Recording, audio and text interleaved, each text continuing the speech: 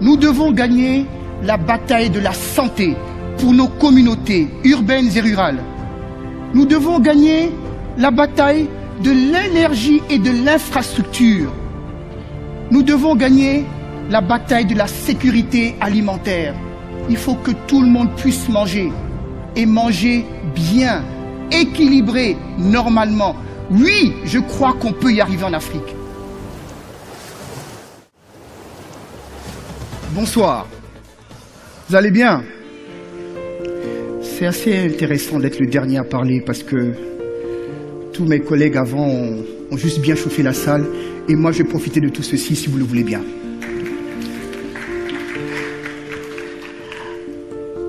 Moi, je veux changer le monde. Pas moins que ça. Je veux changer le monde et je pense que je peux changer le monde. Mais pour cela, j'ai deux convictions que je partage avec vous en commençant cette conversation. La première conviction, c'est que je ne pense pas, d'ailleurs je suis même sûr, que le monde dans lequel nous vivons n'est pas condamné à vivre dans la médiocrité, dans le mal, dans la violence, dans le mensonge, dans toutes ces choses dont nous avons honte même de parler en public, de tout ce mal qui est savamment et habilement entretenu par une petite minorité.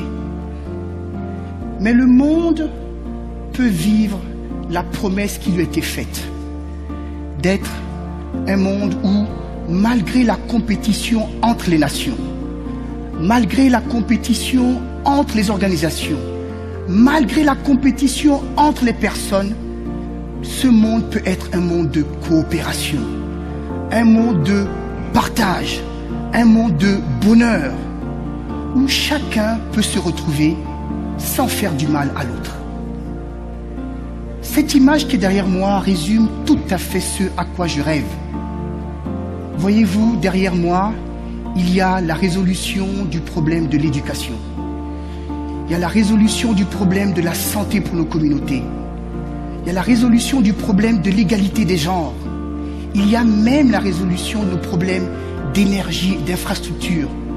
Ces enfants dont je vois le sourire ici derrière moi représentent l'achievement, la destination de ce que je pense le monde peut être. Ça, c'est ma première conviction. Mais pour que ce monde arrive, et c'est là maintenant ma seconde conviction, il faudrait que nous devenions réellement, consciemment, chacun d'entre nous, non seulement nos propres gardiens, mais aussi les gardiens de nos frères.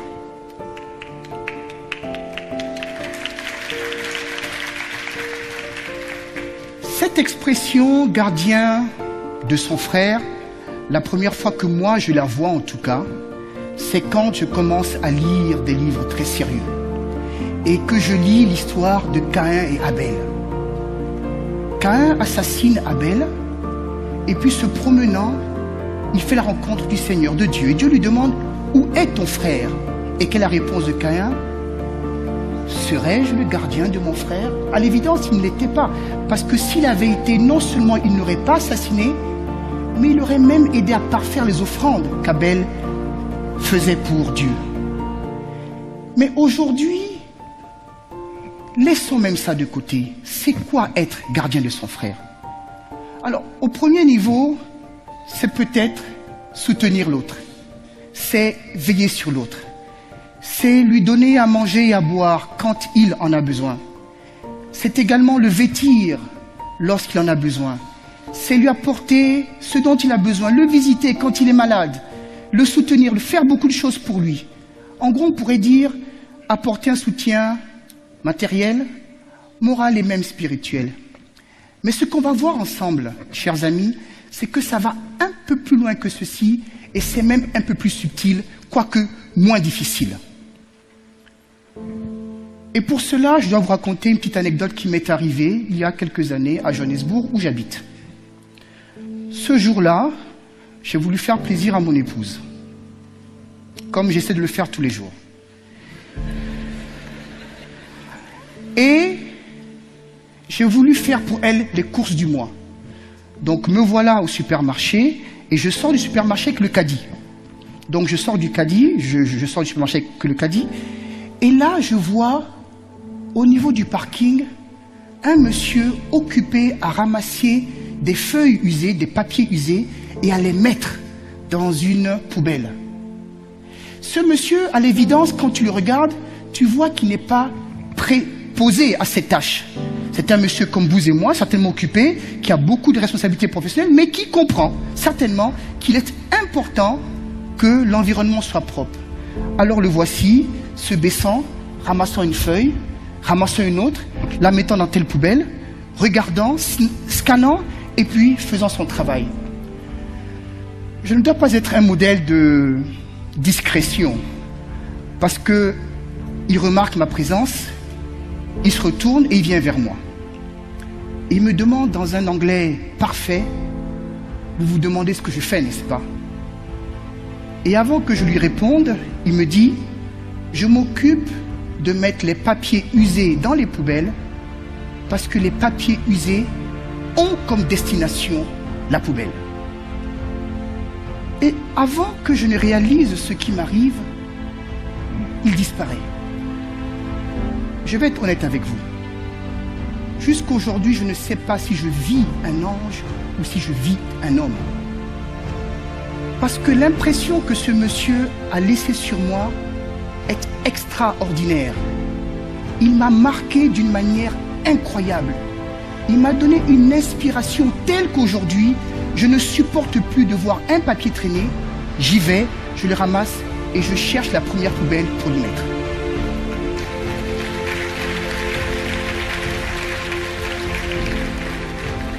Ce monsieur a été pour moi ce que j'appelle un gardien de son frère.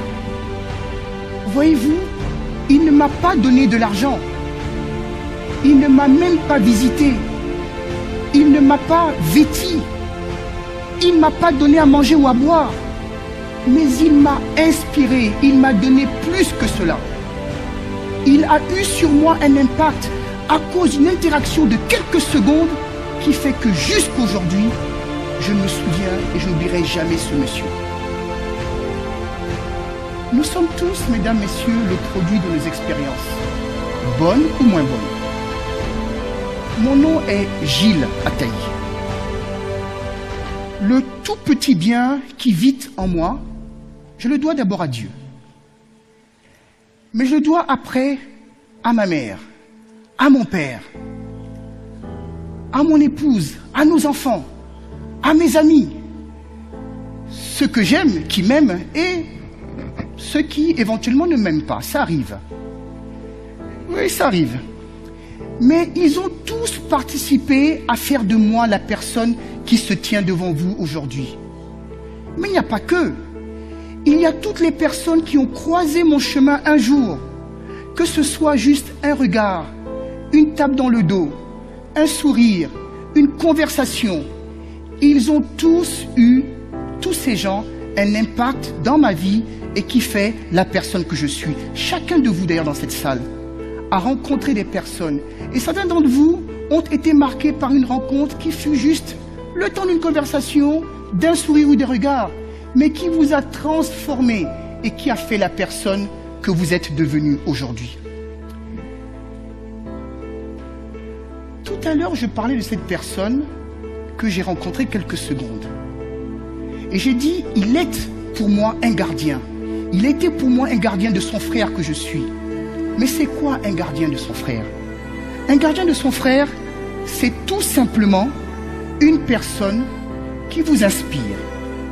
Non sans nécessairement vous donner matériellement, moralement, spirituellement, sans avoir à sortir de l'argent de sa poche, sans avoir à investir du temps pour vous rencontrer, mais c'est juste une personne qui fait quelque chose qui vous inspire, qui vous élève.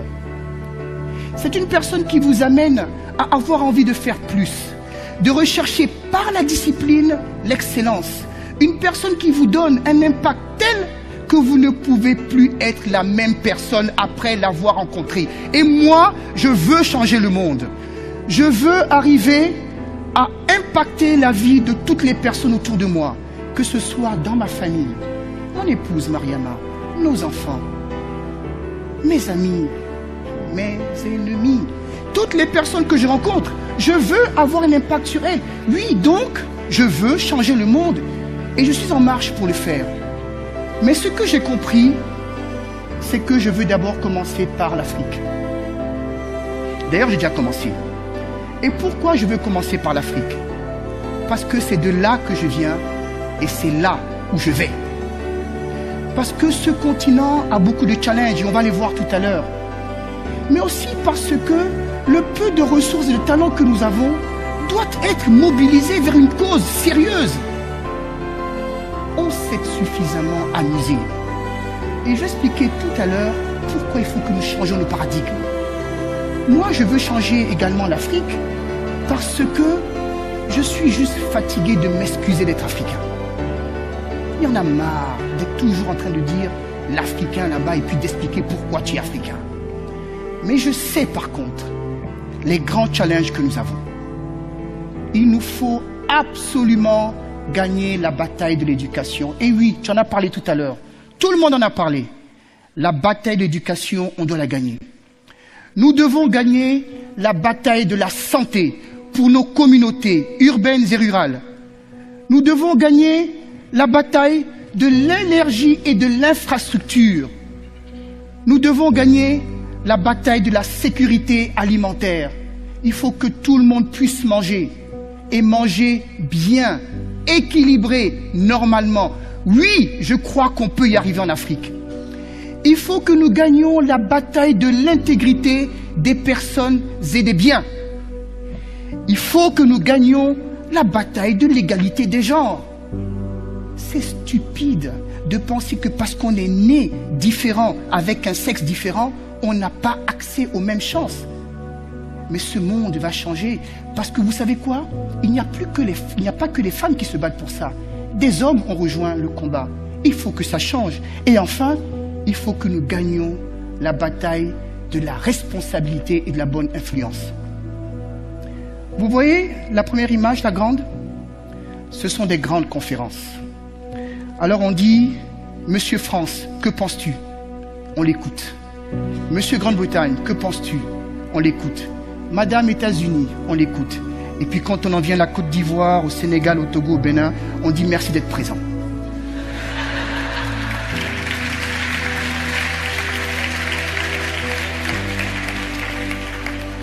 J'ai dans la salle, ici en face de moi, et je rends grâce à Dieu pour ça, suffisamment de personnes qui ont beaucoup d'autorité.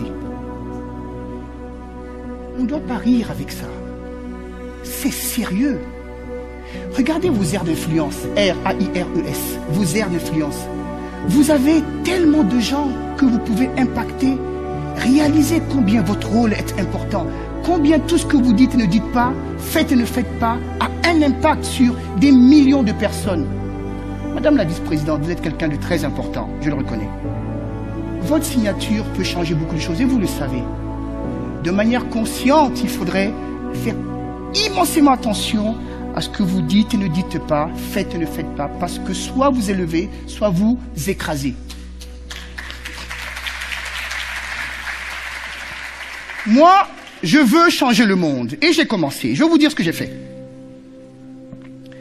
Parce que quand tu veux attaquer une bataille aussi grande que celle que je viens de décrire, tu ne peux pas aller gaiement la fleur au fusil. Tu te prépares, tu t'équipes, tu te motives, tu manges bien et tu y vas. Oui, il faut bien manger. Tu manges bien et puis tu y vas. Ce qu'on a fait, ah oui, j'ai pas dit. Pendant 22 ans, quand j'ai commencé ma carrière en 85, j'ai d'abord travaillé dans le monde corporate. J'ai travaillé pour des grandes multinationales. On m'a bien utilisé. Bien utilisé. D'ailleurs, je suis très content d'avoir vu tout à l'heure une image d'une campagne. Quand je fus dans une de ces compagnies là-bas, j'ai vu une image d'une campagne. J'étais directeur marketing pour ce grand groupe multinational et je suis content d'avoir vu Didier tout à l'heure une image d'une des campagnes. Donc j'ai bien travaillé. Et puis, en septembre 2007, il y a 8 ans, j'ai décidé que je voulais arrêter. Je suis allé m'installer en Afrique du Sud où j'ai commencé ma propre activité. Mais à ce moment-là, je voulais savoir qu'est-ce qu'il y avait en nous, Africains, que nous voyons en quelqu'un qui nous motive, qui nous mobilise, qui nous redynamise, qui nous donne envie de faire plus. Alors, dans ces 25 pays, nous avons été et nous avons interrogé des personnes qui décident. Et elles nous ont donné les critères qui font l'Africain, qui est non seulement le leader, mais que le gardien de ses frères. Et je voudrais juste vous montrer, sans être trop technique, 2-3 choses qu'on a vues. Je voulais savoir, dans le regard des Africains eux-mêmes, quelle était l'étoffe du leader, ou plutôt du gardien de ses frères. Et rapidement, on a vu que nous, les Africains, nous aimons les personnes qui voient loin et avant les autres. Nous aimons les gens qui ont du courage et du caractère, qui ont de l'intégrité, qui ont une capacité technique, qui ont un esprit d'équipe et qui savent communiquer. Regardez derrière moi. Dans ces 6 compétences, il y en a une seule qui soit technique. Le reste ne l'est pas. La seule qui est technique, c'est la capacité technique. Ah, j'ai oublié donc la communication. Ce qu'on a compris, c'est que pour changer ce monde, ce n'est pas de plus de technique et de science dont nous avons besoin, quoique. Nous avons besoin maintenant d'intelligence émotionnelle. Et je vais vous dire ce que l'intelligence émotionnelle, elle apporte. Elle apporte la détermination. Elle apporte l'engagement. Elle apporte le courage, le goût de l'effort, la résilience, la discipline, l'empathie, le caractère, la volonté de se dépasser, le sens du devoir, le don de soi, le désir de partager, la recherche de l'équité et de la justice, le désir de solutions constructives et enfin, les solutions gagnant-gagnantes. Ce que je veux dire, oui, amen, ce que je veux dire, pensez-y 2 secondes, et aucune insulte aux professions que je vais citer. Combien de médecins connaissons-nous aujourd'hui qui ont oublié le serment d'Hippocrate et qui font des choses qui n'ont rien à voir avec ce pourquoi ils sont d'abord allés à l'université de médecine? Combien d'avocats véreux connaissons-nous? Mais ils ont tous la capacité technique, hein? Ils connaissent la loi, ils connaissent le corps humain. Combien d'ingénieurs n'ont rien fait de leur vie que juste travailler pour eux et pour leur ventre? Ce que je veux dire, c'est que ce n'est pas de plus de science et de technique dont ce continent a besoin, c'est de plus d'engagement moral, c'est de plus d'intelligence émotionnelle. Et moi, je me suis déjà mise en route. Quand j'ai commencé, on a dit « il rêve ». Mais vous savez quoi? J'ai converti pas mal de gens. Et les gens qu'on a convertis sont en train de convertir. Nous sommes en train de travailler à la réalisation d'une masse critique de personnes conscientes qui veulent, de manière disciplinée, arriver à l'excellence dont ce continent a besoin. Nous sommes déjà en route. Oui, je veux changer le monde. Et ce que j'ai en visière, c'est la création d'une masse critique de gardiens de leurs frères, conscients de leur mission pour une cause plus grande que leur petite personne. Prochaine slide, je suis tout petit. Parce que la cause est plus grande que chacun d'entre nous pris individuellement. J'ai la grande chance de pouvoir parler à des grands patrons d'entreprise, faire ce qu'on appelle des séances de transformation, où soudainement les personnes comprennent que dans leur rôle, ce n'est pas juste de faire plaisir à l'employeur, mais c'est de mettre les personnes au cœur de leur stratégie de croissance. Nous travaillons avec des personnes pour les amener à être meilleurs. J'aime beaucoup la triptyque de mon ami qui vient d'Ouganda. Il a parlé de love, humility and respect. Sorry, I don't remember. But on a parlé donc de 3 grandes valeurs. Et c'est ça qui te fait avancer. Le monde aujourd'hui a besoin d'un discours nouveau. Sinon, on aura les mêmes bêtises qui nous entourent toujours. Et ce monde, il est possible qu'il arrive. Moi, je veux changer le monde.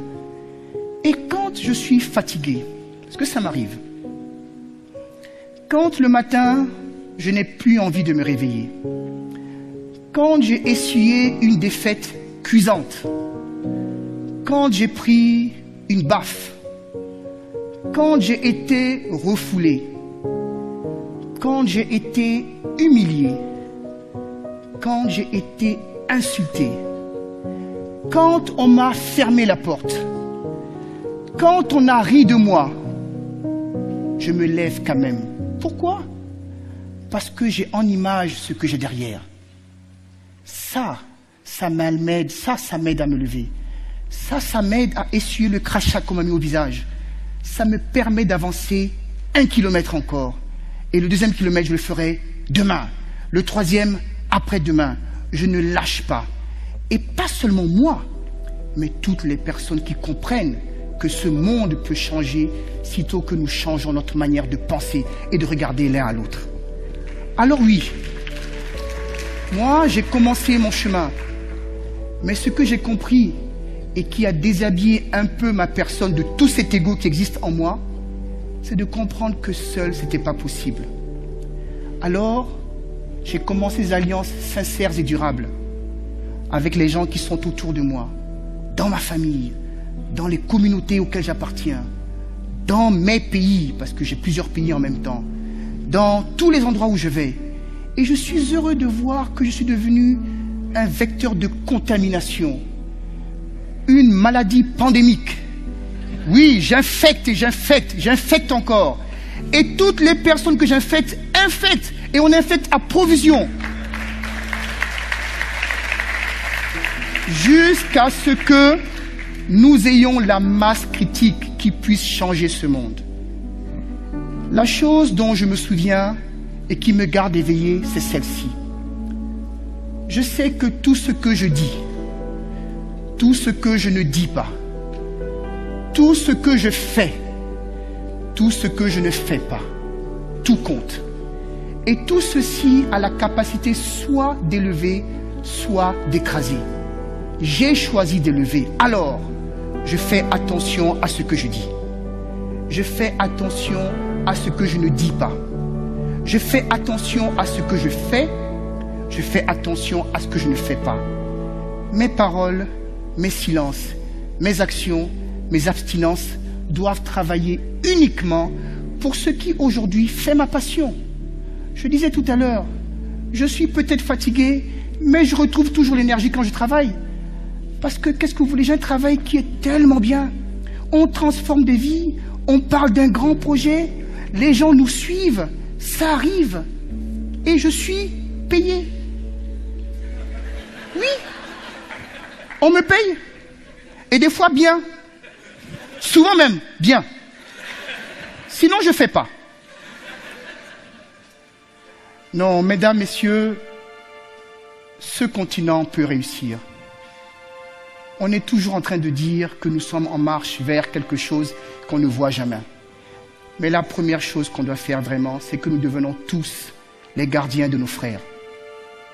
Pas simplement un support matériel, ce n'est pas de l'argent seulement.